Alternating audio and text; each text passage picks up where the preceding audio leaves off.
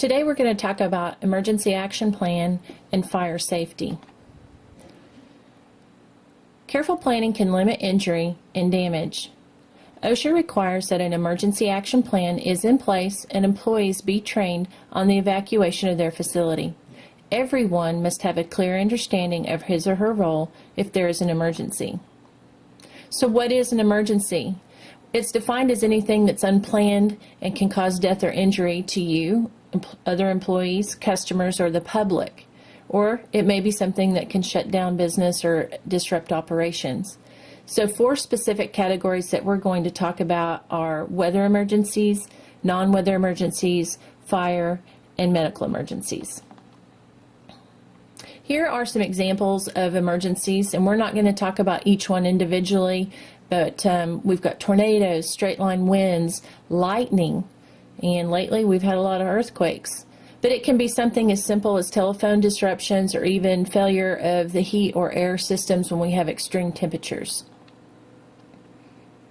In regards to fires, those are probably the most common of all the emergencies we're going to talk about today. Most of them are caused by humans or human error. It's something that you can encounter not only in your workplace, in your office, in a building at your facility, but we also have to pay attention to our local farmers and different facilities that might do controlled burns. Sometimes those get out of control, and we need to be aware of what's going on around us.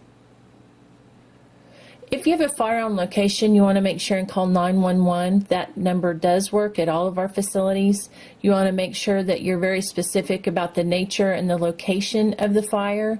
Fire departments may not be familiar with all the building names and facility outreach as far as how large it is and what could be in harm's way. So that'll be up to you to share that information.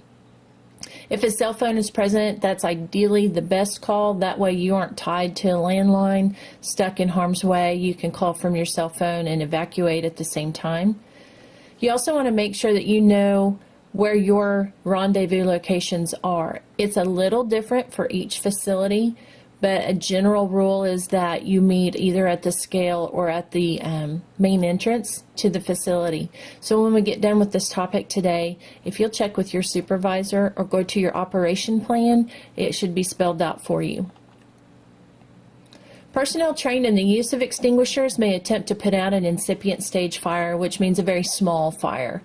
You want to make sure you evacuate the area first, if at all possible. You never want to turn your back on the fire, and you want to isolate that fire. If you try to put it out and it gets away from you and you've lost control, shut as many doors as possible between you and that fire. Most doors anymore are fire rated, so every time you close a door, that gains 15 to 30 minutes for the fire department to respond, and it also limits the amount of oxygen that the fire can feed off of. We have 4 classes of fire extinguishers we're going to talk about today. The first one is a Class A extinguisher, and those work by cooling the fire, so they remove that heat factor. If you look where it's the 1A and 2A are in red, you see that it's only 1.3 gallons of water. That's not very much. So when we say incipient stage and you've just got a little more than a milk jug worth of water, that gives you an idea of what your fighting power is, and it's not very much.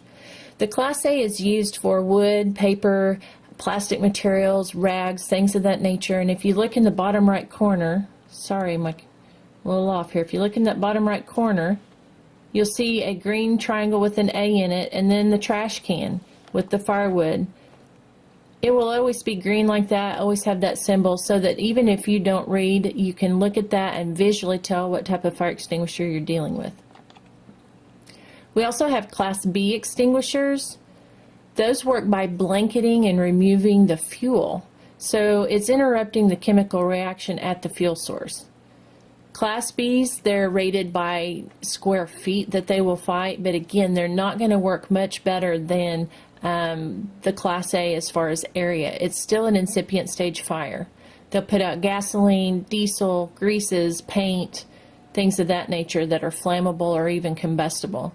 So you'll see that red B in the corner, and then you see the gas can with the flames. We also have Class C. That works by displacing oxygen and using carbon dioxide to do that. Class C units have no numerical rating, but they're non-conductive. So what that means is they work very well on electrical fires. That would be something you would most definitely want to have if you're in an office setting and you have the copy machine or something like that catch on fire. You certainly wouldn't want to use a Class A that uses water, because that electric current could potentially travel up your water mist or spray coming out of that extinguisher and could shock you. Last, we talk about a Class D extinguisher. These are used for special fires, mostly on combustible metals, potassium, zinc, magnesium. Where you see these most of the time are going to be in fabrication shops or maintenance shops where they might have this type of atmosphere. Fire extinguishers need to be located within 75 feet or less of the fire scene. So what that means is if you have 2 extinguishers in the facility and they're 150 feet apart, as long as you could reach one within 75% of your person, then you've met the requirement.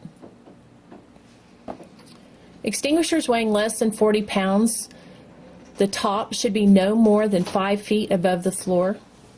If they weigh more than 40 pounds, the top should be no more than 3.5 feet above the floor, but all extinguishers must be at least 4 inches off the floor itself. And that's so in an emergency situation, you're able to easily grab that fire extinguisher, pick it up, or take it off of the hook and utilize it.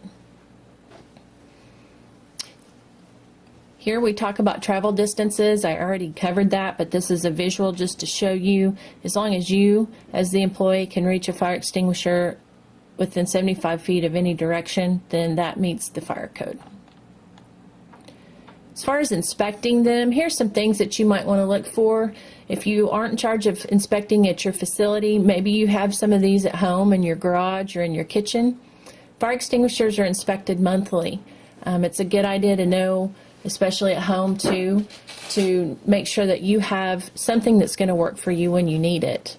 So you want to make sure the safety pin and the zip tie are in place.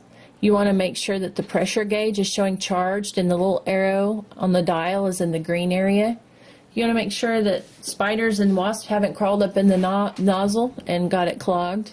And then if you're at work, you're going to go a step further and you're going to have that inspection tag, and you hit the date and your initials that you inspected that extinguisher. Some common features are the locking pin. That's how you know it hasn't already been used. You got the carrying handle or your operating lever that you're going to squeeze. A pressure gauge that needs to show green. That tells you that it's not overcharged or undercharged and it's going to work when you need it. And then that discharge nozzle or horn. Now, not all fire extinguishers have that horn. Some of them just have the little opening at the top. That's okay. It'll still work. As far as elements of a fire, there's 4. And if you can affect any of the 4 elements, then you can stop that reaction and stop that fire. So there's fuel, oxygen, heat, and then that chemical chain reaction. When you use your fire extinguisher, if you can, bring to mind pass, pull, aim, squeeze, and sweep. You want to make sure you pull that pin so that you can squeeze the trigger when you're ready. When you aim, you don't want to aim at the flames, and that's what most of us do when we're panicking. You want to aim at the base of the fire because you only have a limited amount of extinguishing agent, and you want to make sure you use it on the fire itself and not the flames, which are just a result of the fire. At work, if we have a fire and we get that extinguished, we have a minimum of 30-minute fire watch, which means we designate someone to sit in that area and make sure that we don't have any flare-ups or any hot spots that might start back up. Again, if that starts again and you have that fire extinguisher, you can attempt to put the fire out. If you can't put the fire out, leave immediately. And in all cases, you want to call for help to make sure that you have backup people there that might bring you other extinguishers on the facility. You want to also recharge or replace any used fire extinguishers immediately after use. As far as severe weather operations, up to your supervisors and managers as to whether you suspend or delay work because of bad weather. So you want to make sure and stay in constant communication with them and see what their expectations are. You want to make sure that you keep up with the weather updates. Secure elevators, bins, buildings, and equipment before storm if time permits. Shut down anything electrical in the office. If you can power down your computers and unplug things, that way if if the building gets struck by lightning, we're not losing equipment. Now, if you can see lightning, that means it can strike you. Lightning can travel many miles. In some cases, I've heard up to 10 miles through the clouds. A lot of times people think until it gets closer, they're not going to worry. But if you can visually see it, that needs to be of concern to you. And you especially don't want to be on something metal like one of our round bins. Tornado shelters, the general rule, again, check with your supervisor when we're done today, but under the scales would be a primary shelter location. You could get in the basement of the elevator or maybe a nearby neighbor. Fertilizer domes, if your facility has one of those, that's an option as well, or even under a dock. Secondary shelter would be the innermost room of a main office. So if you don't have any way at all to get underground, then you want to go to the innermost room of your facility, shut as many doors as you can between you and the outside walls, and then you want to cover your head and your body. If you're in a vehicle and the tornado is visible far away, not recommended at all, but you may be able to drive out of its path by moving at right angles to the tornado. Otherwise, you want to park your vehicle and get out, find the safest place. So if you can find a culvert that you can get down under, if you can maybe find someone's home, pull over, make friends real quick, and seek shelter with them. There's also workplace violence, and we don't think about that a whole lot, but we don't normally realize that there's any workplace violence going on until we observe something that tells us that maybe we're in harm's way, or maybe we hear an argument, voices change, things of that nature. Okay, let me back up.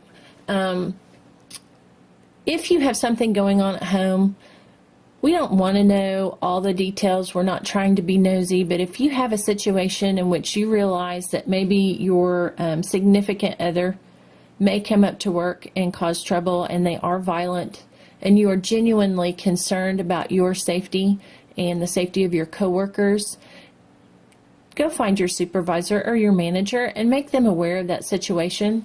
That doesn't mean we're going to spread it everywhere, but if we see that person coming onto location, that gives us an opportunity to let you know so that you can go elsewhere, and that also helps us to meet them at the front door and maybe try and negate the situation before it turns into anything major. As far as taking action on physical threats, you want to evacuate the area if at all possible. In a hostage situation, again, vacate if you can, but don't endanger the hostage. And you know, I've had a lot of people kind of chuckle about this one, but we did have a situation in Renfro, Oklahoma. Has three employees there, and there was a hitchhiker on the road. No one would pick him up, and it pushed him over the edge. So he came in, and actually we had a hostage situation at that facility. The employees were able to get out unharmed, but it was because of quick thinking and situational awareness that happened. If there's an explosion, you should leave the building using the same evacuation plan that you have for fire. In regards to gunfire, you want to take refuge in a room that can be locked if at all possible. If that's not possible, choose a room with limited visibility to anyone outside. Secure the door, hide under a desk, hide behind walls, file cabinets, anything that you can put between yourself and the person with the gun. And do not leave the room for any reason until police give you permission. Take your cell phone with you. Make sure you put it on silent. You don't want the phone to ring or a text message to come in. But this would give you an opportunity, if they come and say, police open up, you can call 911 and you can verify that police are actually outside your office door. In regard to medical emergencies, there's physical injuries resulting from workplace accidents. There can be illnesses that may or may not be work-related, and the exposure to bloodborne pathogens, which you've already covered. The life of an individual can depend on your quick and decisive action. You want to call 911 immediately if the injury is life-threatening. The faster you can get somebody en route to help you, the better chance that person has of survival. You want to make sure you share the nature of the emergency, the location of the emergency, your name, and your phone number. Do not move a victim unless absolutely necessary. Personnel trained in first aid and CPR may administer those items if needed until EMS arrives. The first aid kits are located in the offices at your facilities, and if you don't already know where that is, you need to take a moment when we're done today and go find it and familiarize yourself with the contents. In regards to chemical emergencies, any person that becomes aware of a serious chemical incident needs to immediately notify coworkers around them and the manager. Make sure you evacuate everyone from that immediate area, and you determine what the hazard is and how serious it is, and then you might take additional steps to take care of that emergency. Either the person who discovers the chemical incident or the manager will be the one that notifies the emergency coordinator or safety in this case. Good housekeeping is the responsibility of all employees and visitors. Waste materials are to be discarded in proper places. Personnel are responsible for keeping their workplaces neat and orderly. Walkways and exits need to be kept clear, so don't lay something out in front of a doorway or leave file cabinets open so that people can't get through to another room. Access areas to fire extinguishers must be kept clear. They need a clear walkway. We need 36 inches clear so that you can see that fire extinguisher and get to it in emergencies. Employee duties is to be familiar with your emergency action plan. If you have visitors or you know contractors are with you at your facility, make sure to locate them and take them with you. And make sure you walk over your primary and secondary evacuation routes now instead of waiting for an emergency. Know where all the hazardous conditions exist at your facility. Know the general nature of the area and the location of hazardous materials. Account for all your staff, and if you have someone unaccounted for, you need to make sure you let your manager know so that we can let rescue teams know that there's someone down or unaccounted for, and we can begin to look for them. As far as general evacuation information, use your nearest exit. If you encounter smoke or the exit's blocked, you want to try another escape route. As far as the smoke, you want to cover your nose and your mouth, maybe with your shirt, a wet washcloth, paper towels, something that'll help protect your breathing area. And then you want to crawl on your knees and stay low because that's going to be the safest breathing zone. If you're at a facility that has a man lift, in an emergency, do not use the man lift. We don't want you stuck halfway up or down that shaft and having to use the ladder and get from point A to B that way. Just use the stairs or ladder from the beginning. Take any personal belongings if they're close to you.